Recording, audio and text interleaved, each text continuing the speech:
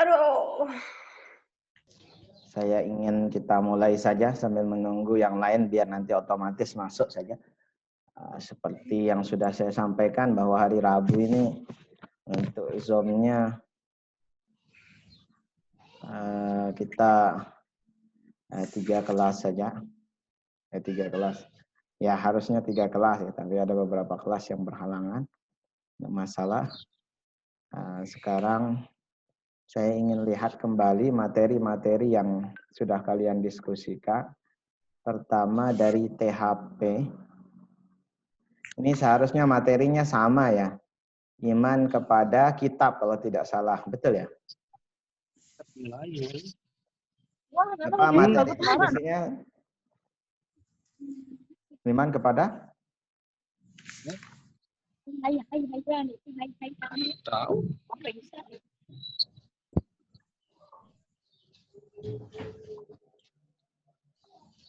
Siapa yang bertugas dari kelompok? Kelompok berapa tadi yang bertugas? Bintang. Aduh, mana dia? Iya, bermitra tugas nih.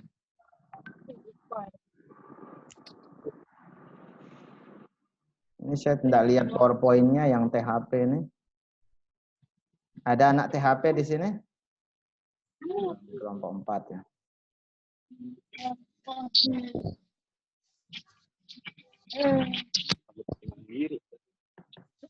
Baik, pada hari ini kita mendiskusikan terkait dengan iman kepada kitab-kitab Allah. Seharusnya semua kelompok dari setiap kelas sama materinya.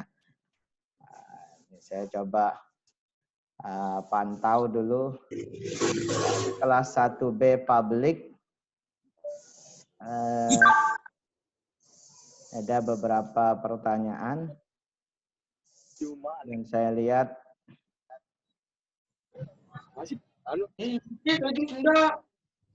Bentar. Mikrofon masih.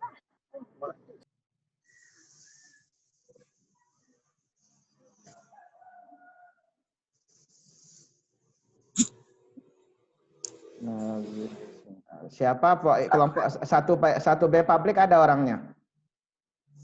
Kelompok berapa yang tadi presentasi? Kelompok 4, Pak. Materi sama tentang iman kepada kitab ya. Tentang apa materinya tadi? Iman kepada kitab, Pak. Ya betul, iman kepada kitab. Baik, sudah sama berarti. Baik, saya mulai dari akidah dari kelas 1B publik ya. Saya lihat di sini diskusinya lumayan panjang. Saya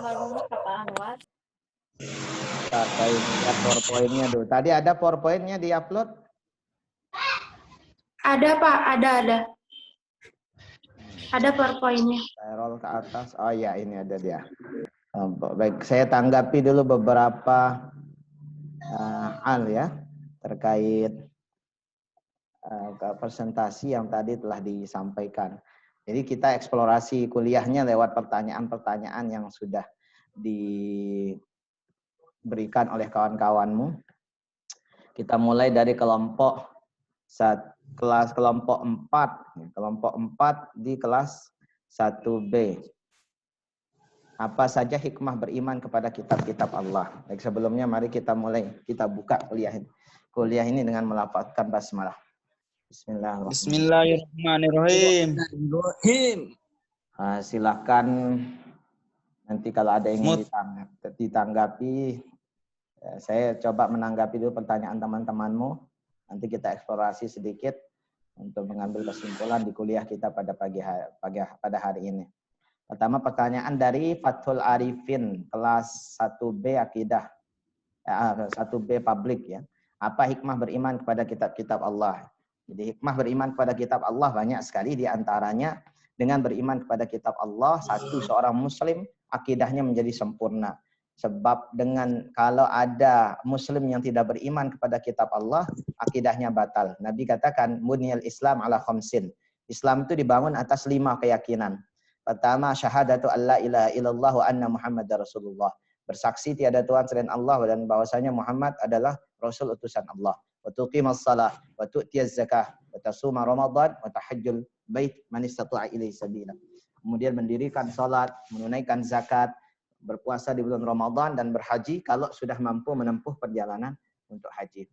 Jadi 5 hal ini tidak boleh dihilangkan. Satu saja dia tidak yakini batal keislamannya. Maka beriman pada kitab Allah memperkokoh keimanan seorang muslim. Yang kedua, iman kepada kitab Allah membuat kita memiliki pedoman di dalam hidup ini. Jadi hikmahnya, kalau kamu tidak iman, kita tidak iman kepada kitab-kitab Allah, maka tidak memiliki pedoman dalam menjalankan kehidupan di dunia sampai di akhirat. Maka efeknya tidak akan bahagia dunia dan akhirat. Sehingga hikmah yang ketiga daripada beriman kepada kitab Allah adalah memudahkan pencapaian kebahagiaan di dunia sampai dengan akhirat nanti. Jadi ini ya. Lalu bagaimana cara beriman kepada kitab Allah? Jadi kitab itu kan dibagi menjadi 2 ya. Sambil jalan saya sambil eksplorasi. Kitab-kitab di dunia ini dibagi menjadi 2, sebagaimana agama juga terbagi menjadi 2 macam. Jika agama itu ada agama yang ardhi dan ada agama yang samawi. Ada agama yang sumbernya dari akal, rasa, cipta karsa manusia. Ini disebut dengan agama ardhi. Lalu yang kedua ada agama yang sumbernya dari wahyu Allah. Agama yang sumbernya dari wahyu Allah. Ini yang disebut dengan agama samawi. Agama ardhi banyak contohnya, agama Buddha, agama Hindu dan sebagainya. Agama samawi menurut para ahli hanya 3 saja. Islam, Kristen, Yahudi. Kenapa? Karena ketiga agama ini mengklaim, jadi sama-sama meyakini bahwa sumber ajarannya adalah dari wahyu ilahi, bukan dari daya cipta rasa karsa tokoh tertentu atau manusia tertentu. Semua agama yang 3 ini mengakui meyakini bahwa apa yang dia pegang itu adalah wahyu Allah. Nah, oleh Islam kita diperintahkan bukan hanya untuk beriman pada Quran saja, tapi beriman kepada semua kitab samawi. Berapa banyaknya? 4. Kitab Taurat, kitab Zabur kepada Nabi Daud, Taurat pada Nabi Musa, Injil pada Nabi Isa, Al-Quran kepada Nabi Muhammad Sallallahu Alaihi Wasallam. Nah, meski cara berimannya berbeda-beda. Kalau beriman pada Quran ya kita totalitas, semua yang ada dalam Quran kita ikuti.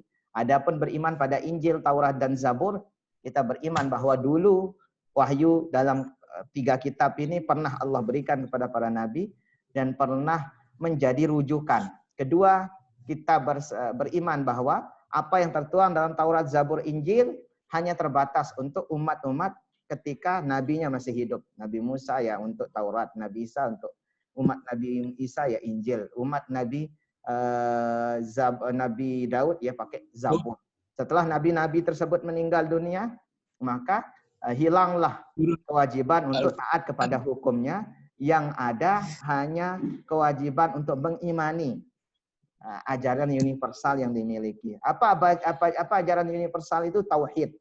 Beriman bahwa Taurat, Zabur, Injil mengajarkan tauhid yang sama sebagaimana Al-Qur'an juga mengajarkan tauhid.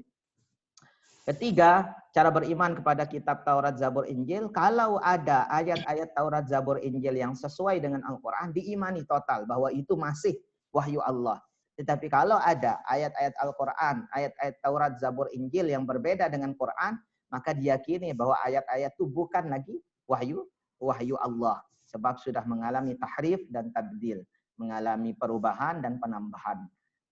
Jadi ini kalau kita beriman pada Quran tadi totalitas, meyakini semuanya benar tanpa ada tambahan dan pengurangan. Tapi kalau 3 kitab tadi kita yakini dengan cara sendiri. Kita diyakini mau ikut semua ajaran Taurat, Zabur.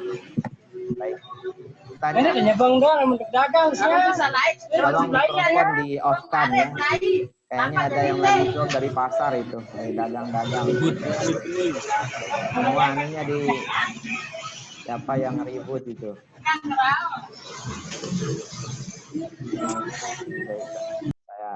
Saya sudah. Sepertinya Lucy ini zoomnya dari pasar. Baik, kita lanjutkan. Pertanyaan kedua, Ini jawaban. Pertanyaan kedua, apa tujuan Allah menurunkan kitab-kitabnya? Tujuan Allah menurunkan kitab seperti tujuan para perusahaan-perusahaan barang itu memberikan buku pedoman untuk menggunakan barang teknologinya, barang elektroniknya. Ya kalau kita misalkan baru beli motor kan ada buku petunjuk motor. Kira-kira apa fungsinya? Ya supaya kita paham bagaimana cara mengoperasikan motor itu dari hidupin sampai matiin, jalanin di jalan, rawatnya kayak gimana. Maka tujuan Allah menurunkan kitab-kitab untuk semua umat. Itu tujuannya demi sebagai pedoman. Demi kemaslahatan kehidupan dunia akhirat, untuk pedoman hidup, untuk sebagai pedoman hidup untuk mencapai kemaslahatan hidup di dunia dan akhirat. Jadi pedoman hidup untuk mencapai kemaslahatan di dunia dan akhirat, kebahagiaan di dunia dan di akhirat. Maka setiap kitab yang diberikan Allah terbatas untuk setiap umat, kecuali Al-Quran berlaku untuk seluruh Arab sepanjang zaman ila yaumil qiyamah. Nah, ini keyakinan umat Islam. Hari kiamat. Jadi dalam Allah tidak hanya menurunkan kitab ya, supaya dipahami. Allah tidak hanya menurunkan kitab. Ada beberapa istilah yang sepadan dengan kitab. Maksudnya sama-sama sumbernya dari wahyu Allah. Pertama ada istilah suhuf. Suhuf itu lembaran. Dalam secara etimologi artinya lembaran-lembaran. Secara terminologi yang dimaksud dengan suhuf adalah segala wahyu Allah yang diturunkan kepada Nabi sebagai pedoman hidup kebahagiaan dunia akhirat tanpa dibukukan dalam satu kitab. Nah, ini namanya suhuf, lembaran-lembaran.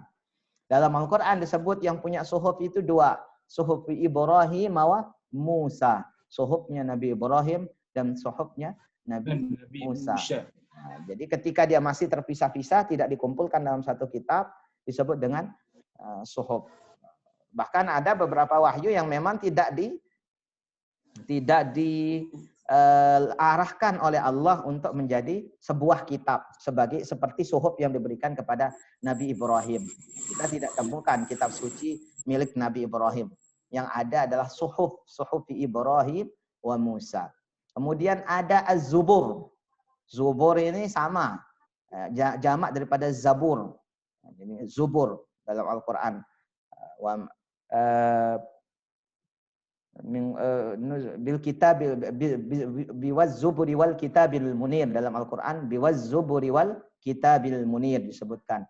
Jadi nabi-nabi itu diutus dengan az-zubur, lembaran-lembaran wal kitab dan kitab-kitab al-munir yang memberikan cahaya. Ini Zaihul Hakimin minta tolong di off-kan mikrofonnya supaya tidak ribut. Mute dulu. Nggih, Pak, nggih. Baik, kita lanjutkan. Nah, itu dia. Apa bedanya Zubur, kitab, dan suhuf? Bedanya hanya pada proses kodifikasi. Kalau kitab dikodifikasi, dikumpulkan sampai menjadi satu buku pedoman utuh, dan yang dikumpulkan berdasarkan perintah dari para nabi. Sedangkan kalau suhuf, dia tidak diperintahkan oleh Allah untuk dikumpulkan menjadi sebuah kitab, sehingga dibiarkan apa adanya, lembaran-lembaran wahyu. Baik, saya lanjutkan. Pertanyaan selanjutnya, bagaimana cara kita mengimani kitab tersebut sebelum adanya dan diturunkan Al-Quran? Sudah saya jelaskan tadi ya.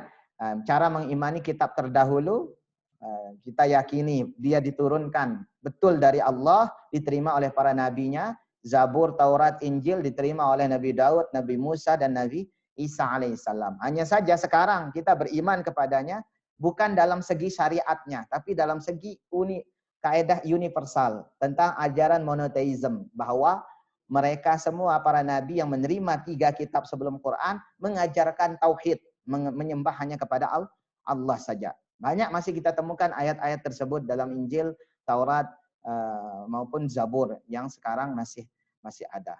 Kalau ternyata ada tahrif, kok beda ajarannya tidak tauhid seperti Quran, bisa dipastikan bahwa yang mengajarkan tidak tauhid sebagaimana Quran, menurut keyakinan umat Islam dan beberapa sarjana barat juga sudah meneliti, ada tambahan-tambahan dan perubahan-perubahan yang telah dilakukan di dalam kitab yang 3 sebelum Al-Quran.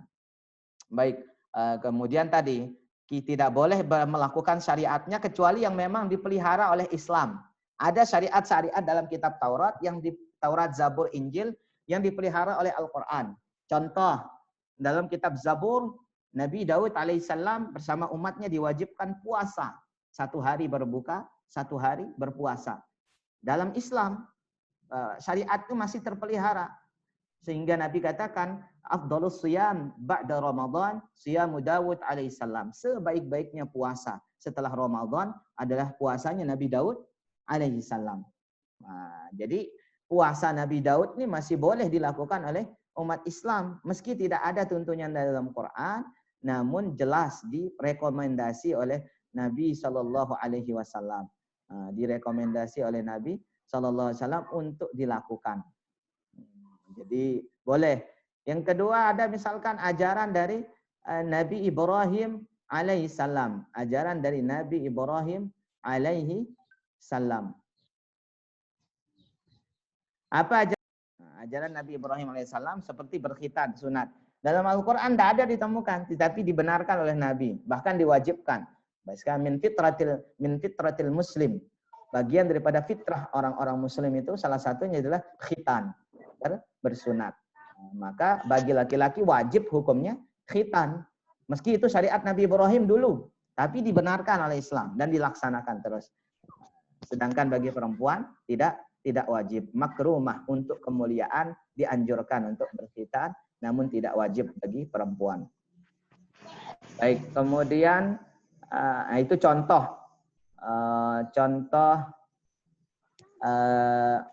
beberapa jawaban, beberapa syariat yang masih bisa kita lakukan. Baik, kemudian saya lihat ini ada lagi. Ini pertanyaannya apa ini? Izin bertanya, perwakilan kelompok 3, kitab Injil dan Taurat mohon dijelaskan. Apa maksud pertanyaannya ini? Apa saja isi kitab Taurat dan Zabur? Jadi kitab Taurat, Injil banyak isinya ya. Yang paling paham nanti yang masih menggunakan kitab Taurat dan Injil. Namun banyak kita bisa temukan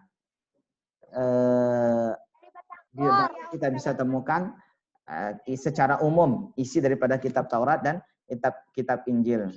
Kitab Taurat misalkan mengandung 10 larangan seperti yang sudah dijelaskan temanmu ini. Ini benar ya. Perintah untuk tauhid, jangan menyembah berhala, jangan menyebut nama Allah dengan dia, mensucikan hari Sabtu. Nah, ini sudah dihilangkan dalam syariat Islam. Untuk hari Sabtu sudah diganti menjadi hari Jumat. Larangan mencuri masih ada, larangan berbuat zina, begitu juga dalam Al-Quran. Larangan membunuh sesama manusia, sama. Larangan mengambil hak orang lain, sama. Jadi prinsipnya kitab Taurat dan Injil tidak banyak perbedaan. Bahkan kalau menggunakan yang asli, maka kitab Taurat, Zabur, Injil akan memiliki kesamaan dari segi tauhid. Ningsih inkarnasi di di off-kan dulu mikrofonnya. Baik, saya lanjutkan. Kenapa Nabi Musa itu mencari Tuhan? Karena mungkin Allah ingin menunjukkan pada Nabi Musa. Apa pertanyaannya ini? Bukan Nabi Musa, Nabi Ibrahim alaihissalam yang mencari Tuhan, kawan-kawan. Apa dia bilang nih? Saya atas nama Marlina dari kelompok 6 bertanya. Kitab Taurat diturunkan kepada Nabi Musa. Sebelum diturunkannya kitab Taurat, Nabi Musa sempat mencari keberadaan Tuhan. Pertanyaan saya, apa yang dilakukan Nabi Musa ingin mencari keberadaan Tuhan? Jelaskan. Dan setelah diturunkan kitab Taurat, apakah masih ada orang yang membangkang perintah Tuhan? Jelaskan. Dan bagaimana Nabi Musa mengatasi terutama Raja Fir'aun yang mengaku dirinya sebagai Tuhan. Baik, pencarian terhadap Tuhan tidak pernah ada untuk semua Nabi. Adapun dalam Al-Quran, yang mengutip tentang Nabi Ibrahim yang mengatakan mungkin ini bulan adalah Tuhan, matahari adalah Tuhan. Jadi bukan berarti Nabi itu tidak tahu Tuhannya siapa. menurut para ulama, misalnya dalam tafsir At-Tabari dikatakan, yang dimaksudkan di sana adalah pertanyaan yang dilontarkan Nabi Ibrahim kepada kaumnya yang meyakini matahari itu Tuhan, bulan itu Tuhan. Sehingga Nabi Ibrahim mengatakan, kalau ini Tuhan, kalau bulan itu Tuhan, kenapa kok dia tenggelam ketika munculnya matahari? Nah, jadi bukan Nabi Ibrahim bingung Tuhannya siapa. Karena setiap Nabi terpelihara tauhidnya. Tidak ada kebingungan bagi setiap Nabi. Dari Nabi Adam sampai Nabi Muhammad Sallallahu Alaihi Wasallam. Tidak ada yang bingung dengan siapa Tuhannya. Karena mereka semua dipandu langsung oleh wahyu. Bahkan sebelum diangkat sebagai Nabi. Dipandu oleh wahyu berupa mimpi. Mimpinya para Nabi itu benar. Kalau mimpi kita belum tentu benar. Apalagi kalau mimpi laki-laki. Mimpinya mimpi basah. Nah, itu hayalan semua sudah. Ya, Jumadin ketawa. Jumadin ini mencurigakan.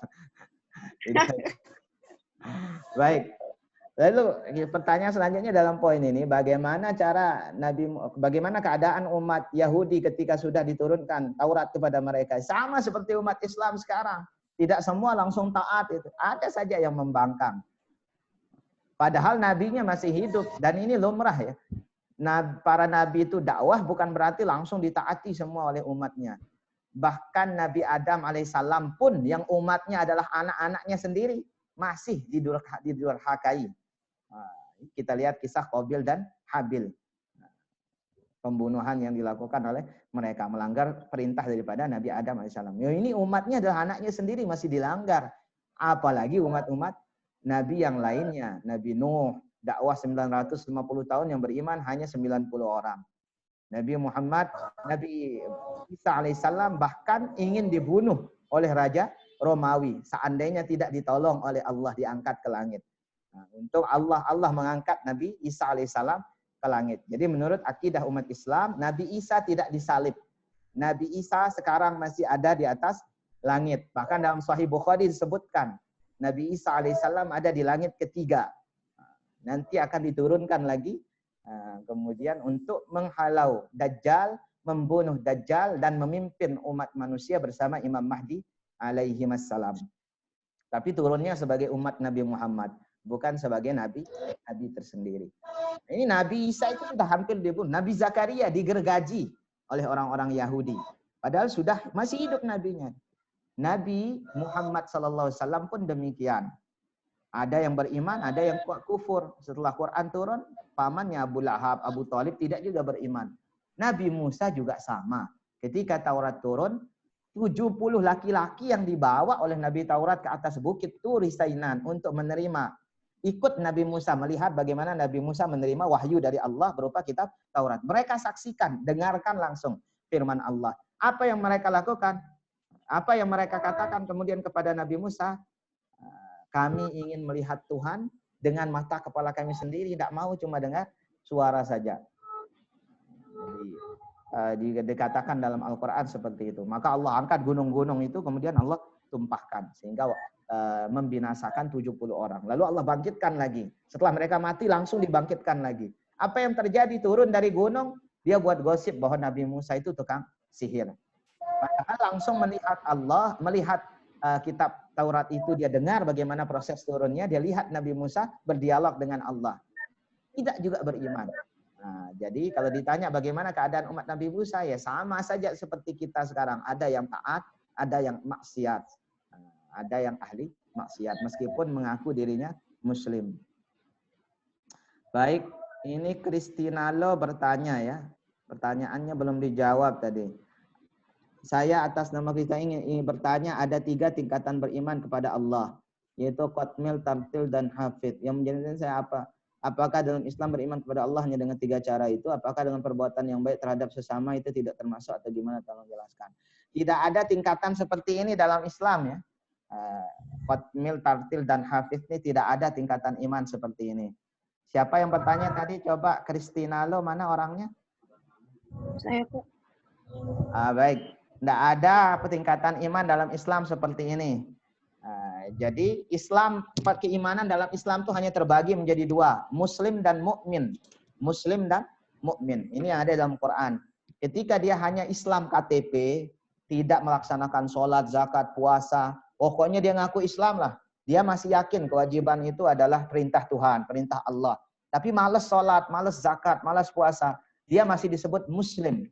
Belum disebut mukmin. Disebut orang Islam, belum disebut orang beriman. Nah, kalau kemudian dia menjadi orang Islam, diiringi dengan melaksanakan perintah Allah secara paripurna, dia menjadi Islam dan diiringi dengan menjalankan perintah Allah secara paripurna, disebutlah dia mukmin. Nah, ini ditegaskan Allah dalam surah Al-Hujurat, qalatil a'rabu amanna qul lam tu'minu walakin qulu aslamna. Ada orang Arab datang kepada Nabi, dia dengan pede mengatakan kami sudah beriman. Katakan kepada mereka wahai Muhammad, aslamna. Qul aslamna. Bilang kami itu orang Islam, belum menjadi orang yang beriman. Maka tingkatan iman hanya dua, Islam dan iman. Nah, ini mencakup hablum minallah dan hablum minannas. Iman itu mencakup bukan hubungan sama Allah saja. Bukan ibadah, sholat, zakat, puasa saja. Iman itu mencakup rukun iman yang 6, mulai dari iman pada Allah sampai dengan iman kepada takdir yang akan kita bahas dalam kuliah ini. Ditambah juga berakhlak kepada sesama manusia, ibadah kepada sesama manusia. Karena dalam Islam itu dikenal ada 3 macam ibadah. Pertama, ibadah jismiyah, ibadah yang menggunakan fisik. Nah, ini seperti sholat, puasa, itu menggunakan fisik. Yang kedua, biasanya ibadah fisik itu untuk kesolehan individual. Hubungan saya, hubungan muslim satu dengan langsung kepada Allah. Yang kedua, ibadah maliyah, ibadah harta. Nah, biasanya ibadah harta ini dimensinya dimensi sosial. Contohnya zakat, sedekah, infak, hibah. Saya punya harta, saya kasih kepada orang lain. Orang itu senang, bahagia. Ini bukti iman, dapat pahala dari sana. Yang ketiga ada jenis ibadah maliyah jismiyah, ibadah harta sekaligus ibadah menggunakan fisik. Contohnya apa? Haji. Orang haji tidak hanya cukup dengan uang saja, harus memiliki kekuatan fisik untuk melaksanakan tawaf, sa'i, wukuf di Arafah dan sebagainya. Nah, maka kalau ada orang Islam yang mengaku beriman, tolak ukurnya 2, bagaimana hubungannya dengan Allah dan bagaimana hubungannya dengan sesama manusia. Tidak bisa hanya baik kepada Allah saja, buruk kepada sesama manusia. Begitu juga tidak bisa sebaliknya, sama orang, sama manusia bagus, kewajiban kepada Allah tidak dia laksanakan. Adapun pertanyaan Anda tadi tentang qatmil, tartil, dan hafil, itu tingkatan pembaca Al-Quran, bukan tingkatan iman. Ada orang yang membaca Quran sampai khatam. Makanya ada istilah khatmil, khatimul Quran. Orang baca Quran sampai selesai. Ada yang membaca dengan hadar, cepat, cepat mengikuti tempo bacaan waktu yang lebih cepat dengan menjaga tajwidnya. Tartil bacaannya lebih lambat. Adapun istilah hafid, ini istilah yang diberikan orang Islam kepada mereka yang hafal Al-Quran. Disebut hafid, penghafal Al-Quran. Kalau dulu di zaman abad ketiga Hijriah, 1 sampai ketiga Hijriah, istilah Al-Hafidh diberikan kepada mereka yang hafal Al-Quran plus 500.000 hadis serta sanad dan matanya. Nah, jadi ini istilah keilmuan dalam Islam ya, tingkatan orang baca Quran dan kepahaman orang pada Quran. Adapun tingkatan iman hanya 2, muslim atau mukmin. Makanya diajarkan kita doa, Allahumma ighfir lil mu'minina wal mu'minat wal muslimin wal muslimat, 2 macam. Ya Allah, ampunilah orang mukmin dan muslim laki-laki dan perempuan. Karena saya itu mudah-mudahan bisa memberikan pencerahan terhadap pertanyaan yang tadi disampaikan oleh Kristina. Kemudian saya kira sudah habis pertanyaannya ya. Nah, ini karena waktunya sudah akan azan, Zoom-nya juga tinggal 10 menit lagi. Saya ingin memberikan kesimpulan kuliah kita tentang iman kepada kitab pada hari ini. Sebentar ya. Yang lain saya belum bisa tanggapi yang dari kelas THP maupun kelas apa tadi 1B. Nanti saya lewat WA saja karena sudah akan adzan sebentar lagi. Baik, begini, kesimpulannya iman kitab itu adalah secara etimologi berasal merupakan istilah yang memuat unsur-unsur wahyu-wahyu Allah yang dibukukan menjadi pedoman hidup untuk kemaslahatan dunia sampai dengan akhirat. Kan kitab bentuk mufrad, jamaknya kutub. Ini kesimpulan yang pertama. Yang disebut kitab dalam yang kita pelajari dalam kuliah ini adalah kumpulan wahyu Allah yang dibukukan sebagai pedoman hidup di dunia sampai akhirat. Siapa yang perintah membukukan? Allah dan Rasul-Nya untuk Quran. Oleh karenanya Quran, kalau kita lihat dalam sejarah, antara pembukuan 4 kitab samawi, yang paling dekat masa pembukuannya nanti adalah Islam. Sejak wahyu turun dan Nabi Muhammad masih hidup, wahyu Quran sudah ditulis. Hanya saja belum dikumpulkan. Setelah 1 tahun wafatnya Nabi Muhammad SAW. Hanya 1 tahun. Baru kemudian sahabat mulai mengumpulkan semua wahyu Al-Quran. Ketika Nabi meninggal dunia, semua sahabat, lebih daripada 70% sahabat yang ditinggalkan Nabi hafal Al-Quran. Sehingga tidak mungkin ada penambahan maupun perubahan dalam pengumpulan Al-Quran yang dilakukan oleh para sahabat radhiyallahu anhum ajma'in. Adapun kitab Taurat, Zabur, Injil dikumpulkan jauh setelah masa meninggalnya para nabinya. Nabi Musa, Nabi Isa, dan Nabi Daud alaihissalam. Bahkan ada yang sampai ratusan tahun setelah nabinya meninggal baru dibukukan. Silakan nanti dibuka buku sejarah tentang kodifikasi atau pengumpulan kitab samawi. Itu catatan yang kedua. Catatan yang ketiga, setiap muslim wajib beriman kepada semua kitab Allah. Al-Quran, Zabur, Taurat, Injil. Hanya cara berimannya beda. Bagaimana cara muslim beriman kepada Al-Quran? Satu, dia imani semuanya benar dan tidak mungkin ada perubahan sampai hari kiamat. Yang kedua, kita belajar Al-Quran itu mulai dari lafaznya, maknanya, hafalnya, sampai mengamalkan Al-Quran. Kemudian yang ketiga, setiap mukmin tidak boleh meragukan sedikit pun yang ada dalam Al-Quran. Meski hanya 1 huruf. Bahkan para ulama katakan seorang muslim yang meragukan kebenaran wahyu Allah 1 huruf saja dalam Al-Quran batal keimanannya. 1 huruf saja batal keimanannya. Jadi wajib setiap muslim. Meski belum paham. Ini kita belum ngerti maksudnya ayat ini, Pak. Belajar. Dan kewajiban setiap muslim adalah belajar. Kata Nabi, thalabul ilmi faridatun ala kulli muslimin wa muslimatin. Setiap menuntut adalah kewajiban bagi setiap muslim dan muslim. Wajib belajar Al-Quran sampai dengan dia paham. Semampunya. Kalau tidak mampu sampai mati, ya yang penting usaha. Usaha terus sampai bisa paham.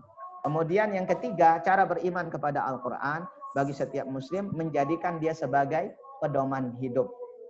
Diletakkan di segala urusannya dan mendahulukan setiap wahyu Allah daripada akalnya pribadi. Adapun untuk Taurat, Zabur, dan Injil sudah saya jelaskan tadi. Dan meyakini 3 kitab mengajarkan tauhid dan membenarkan seluruh firman yang ada di dalamnya yang sesuai dengan Al-Quran serta tidak mengakui semua ayat yang berbeda darinya sebagai wahyu Allah. Yang semua ayat yang berbeda dengan Quran sebagai wahyu Allah. Baik. Nah, ini kesimpulannya. Yang terakhir mengenai hikmah-hikmah beriman kepada Al-Quran dan kitab-kitab samawi yang lain. Kenapa kok orang muslim harus beriman kepada semuanya untuk menjadi pedoman hidup serta sebagai pembelajaran kita. Betapa Allah menyayangi kita sehingga Allah ciptakan kita tidak dibiarkan kosong begitu saja. Allah turunkan, Allah titipkan buku pedoman supaya kita selamat dunia sampai dengan akhirat. Maka sungguh rugi orang yang sudah Allah berikan akidah yang benar, agama yang bagus oleh Nabi, punya kitab suci tetapi lalai tidak melaksanakan isi kitab Al-Quran maupun kitab yang mereka sudah miliki. Ini rugi sekali. Maka orang beragama yang baik adalah mereka yang mempelajari agamanya langsung daripada sumber pokok agama. Sunnah, sebagaimana yang dijelaskan oleh para ulama rahimahumullah ta'ala. Baik, saya rasa cukup. Ini kesimpulan kuliah kita pada kesempatan siang hari ini. Mudah-mudahan semuanya sehat, selalu dalam hal-hal yang masih belum dipahami, boleh kalian japri, boleh kalian tanya lagi lewat grup. InsyaAllah ketika senggang waktu akan saya tanggapi satu persatu insyaAllah. Terima kasih atas segala perhatian. Kita tutup perkuliahan kali ini dengan sama-sama melafazkan hamdalah. Alhamdulillahirabbil alamin. La ilaha illa anta astaghfiruka wa atubu ilaik. Assalamualaikum warahmatullahi wabarakatuh. Waalaikumsalam warahmatullahi wabarakatuh. Ya, kelompok berikutnya tolong disiapkan. Mudah-mudahan lebih baik dari kelompok yang sekarang. Terima kasih, Pak.